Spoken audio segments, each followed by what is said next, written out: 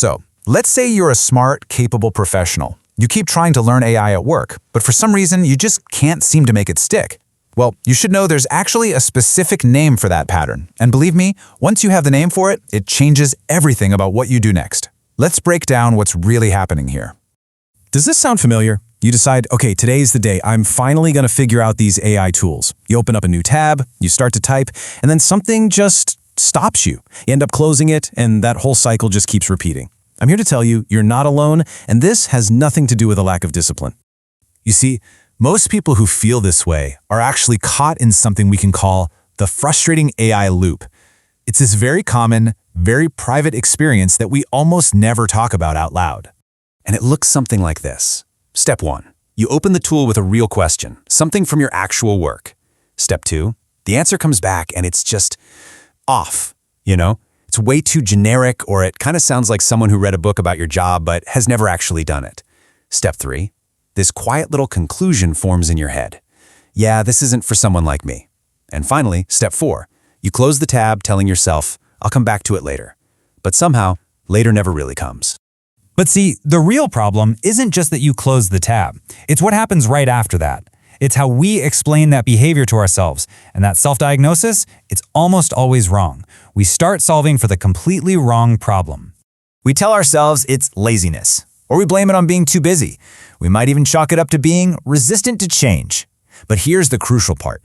These aren't just harmless labels. They are flat-out wrong diagnoses. They're these really consequential misinterpretations that keep that loop going.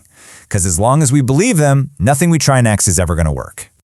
Okay, so if it's not laziness or being busy or resistance, then what is actually happening underneath all of this? The real reason is a super powerful and often totally invisible emotion, shame. Just think about it for a second. When someone who has spent years, decades even, becoming genuinely good at their job gets a weird, unhelpful result from a new tool, their brain doesn't just see it as a problem with the tool. No, it registers it as a competence signal. It feels like a direct reflection on you, not on the technology. And this brings us to the name for this whole cycle, the shame loop. It's a state where a perceived threat to your professional competence triggers shame, and that feeling of shame then actively interferes with your brain's ability to absorb and hold on to new information. But here's the wild part. This feeling isn't a sign of weakness. It's actually the opposite. The more competent you are, the sharper that shame response tends to be. And why is that? Well, it's because when you've spent 20 years being the person who knows things, being a beginner again doesn't just feel uncomfortable, it feels like a fundamental error. So let's get into the mechanics of this thing. How does the loop actually work? By understanding how it operates, we can start to see it as this external process, not some kind of internal flaw. This really gets to the core of it. When shame is active, your brain basically flips a switch from learning mode to protection mode. So, instead of being open and focused on the task at hand, all your cognitive resources get redirected to managing this threat to your self-image.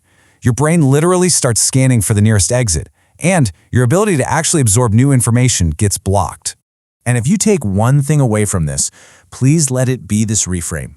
You were not failing to adapt. You were trying to learn in a neurological state that literally, physically blocks learning. Those are two completely different things, right? One is a story about who you are. The other is a story about what was happening in your brain. So here's the mechanism, step by step. A new tool creates a competence threat. That threat activates shame. The shame then suppresses your brain's ability to learn. That poor absorption then feels like more evidence that you're inadequate, which of course just intensifies the shame, making the next attempt even harder. It's a completely self-fueling machine. So how in the world do you break this thing? Well, it's not about more willpower or more discipline. It's actually about changing the conditions. It's all about taking a new and much smaller first step. The shame loop gets turned on by that hidden question, am I good at this?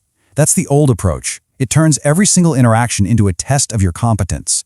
The new approach changes the question entirely to, is this tool useful? See the difference? It's not a test anymore, it's just a simple information request. And that simple shift is enough to completely bypass the shame loop. Okay, so here it is. Here is your specific, actionable new first step. And I promise, it is way smaller than anything you've been telling yourself you need to do. Just open an AI tool and type this exact prompt, filling in your field. I work in your field. What's one specific task someone in my role could use this tool for that would take less than 10 minutes? That's it. That's the whole task. And remember, the goal here is not to master AI. It's not to test yourself. The goal is simply to run one low-stakes information request while your brain is not in protection mode. There is absolutely nothing to perform, so the shame loop never even gets a chance to turn on. So let this be your final takeaway. You are not behind. You have been stuck in a loop that made moving forward feel neurologically impossible. And those are not the same thing. But now you have the name for that loop, which means you can finally see it from the outside instead of living inside it as if it were the truth. And now you have the key to step out.